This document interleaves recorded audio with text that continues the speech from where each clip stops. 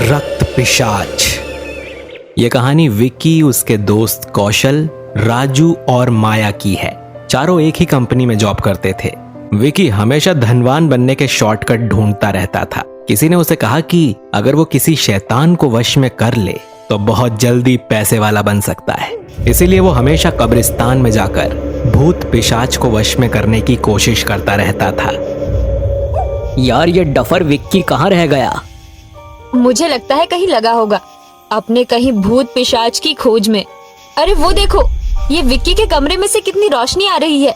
चलो चलकर देखें, आखिर ये घोचू कर क्या रहा है अपने कमरे में। वो तीनों विक्की के कमरे की तरफ जाते हैं और वहां पहुंचकर देखते हैं कि विक्की कमरे में चारों तरफ मोमबत्तियां जलाए बैठा है और जोर जोर से मंत्र पढ़ रहा है। कौशल ने कमरे की लाइट्स जलाकर विक्की को चिल्लाते हुए कहा, विक्की, ये क्या हालत बना रखी है तूने कमरे की? और ये सब क्या कर रहा है तू? यार, तुम लोगों से मैंने कितनी बार कहा है कि मेरे मामले में मत पड़ो। मैं इस वक्त रक्त पिशाचों को बुलाने की कोशिश कर रहा हूँ। वो तीनों विक्की की बातों पर बहुत हंसते हैं। विक्की गुस्से से कहता है, देखो, तुम लोग यहाँ से चले जाओ और मेरा मजाक मत बनाओ, समझे? चले जाएंगे। फिलहाल कैंडल लाइट बंद कर और चल। देखो, तुम लोग मुझे बहुत परेशान कर रहे हो। मैं कहता हूँ चले जाओ यहाँ से। विक्की को बहुत गुस्सा आता है और वो बार बार उन्हें रोकने की कोशिश करता है, लेकिन वो तीनों नहीं मानते और विक्की की सारी भूत पिशाच की किताबों को फाड़ कर फेंक देते हैं। विक्की उन सभी को धक्के मारकर अपने कमरे से बाहर कर देता है और अगले दिन ऑफिस चला जाता है। रात के 10 बजे कौशल आकर कहता है, विक्की, घर नहीं चलना क्या? देख, घड़ी में रात के 10 बज गए हैं।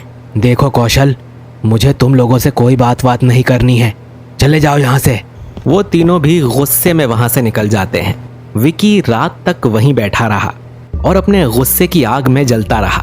रात के 1 बज चुके थे। विक्की अपना बैग उठाकर ऑफिस से निकल जाता है और बस स्टॉप पर बस का इंतजार करने लगता है। तभी उसके पास एक किताबें बेचने वाला आदमी आता है। साहब, एक किताब ले लो। अरे जाओ यहाँ से, मुझे कोई किताब नहीं लेनी।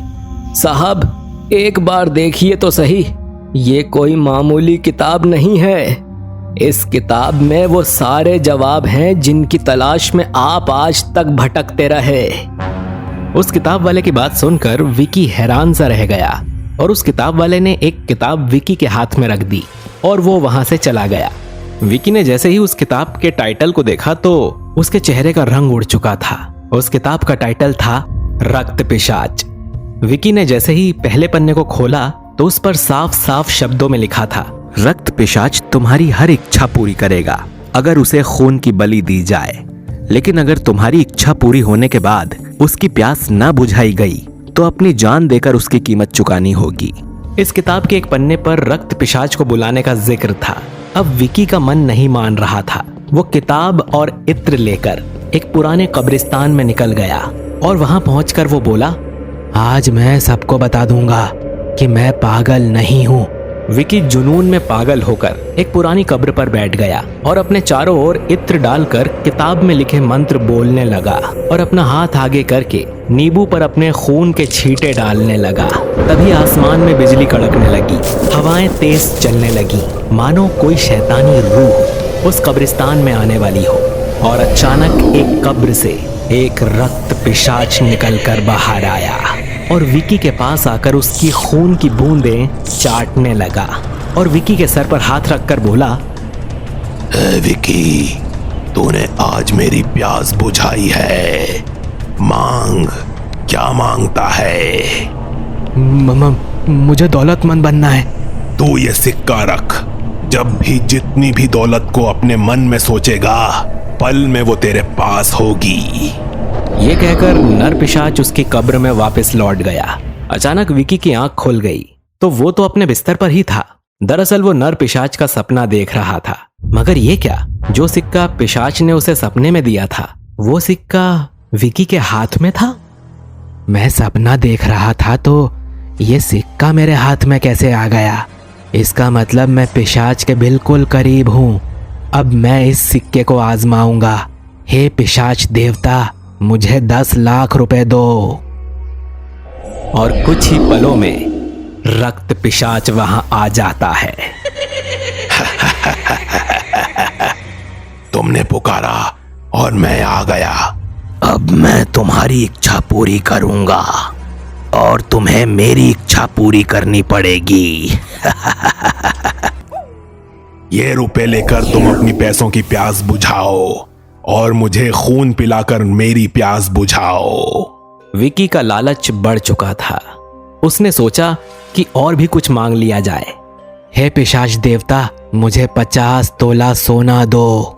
ये सुनकर पिशाच गुस्सा होकर बोला, लालची इंसान, पहले मुझे खून पिला, बाद में दूसरी इच्छा बोलना, वरना मैं तुझे ही मारकर तेरा खून पी जाऊंगा।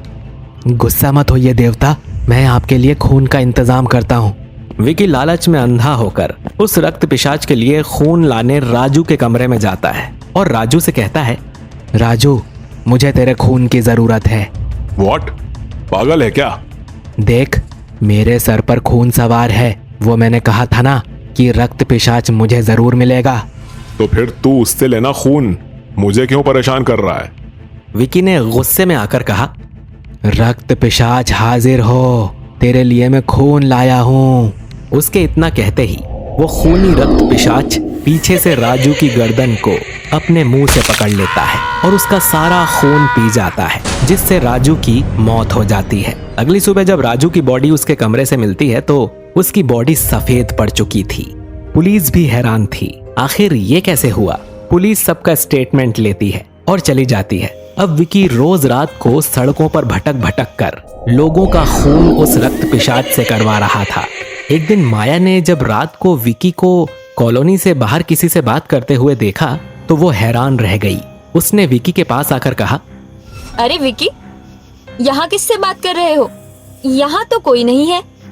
किसी भूत प्रेत से बात कर रहे हो क्या? माया, चली जाओ यहाँ से, वरना मारी जाओगी। व्हाट? तेरी खिसक गई है क्या? तू मुझे मारने की बात कर रहा है? लगता है राजू को तूने ही मारा है। ठहर जा, मैं पुलिस को बुलाती हूँ। ये सुनकर विकी बहुत गुस्सा हो गया। उसने अगल बगल में देखा तो उसे कोई नहीं दिखा। उसने माया को उस रक्त पिशाच का शिकार बनाने की ठान ली और रक्त पिशाच को बुलाने लगा। माया ने देखा कि कोई अंधेरी सड़क पर जोर जोर से भाग कर आ रहा है। ये नजारा देख माया वहां से भागी, लेकिन विकी ने माया को पकड़ लिया और बोला, रुक माया, तूने मेरा बहुत मजाक बनाया है। अब तेरे खून की एक बूंद से मैं अपनी एक एक इच्छा पूरी करूंगा। अब राजू की तरह तुझे भी मरना होगा। ये कहकर माया को उसने रक्त पिशाच के आगे फेंक दिया। रक्त पिशाच ने माया को भी मारकर उसका सारा खून पी लिया। माया की मौत की खबर सुनकर कौशल हैरान हो गया कि आखिर ये क्या हो रहा है और क्यों हो रहा है।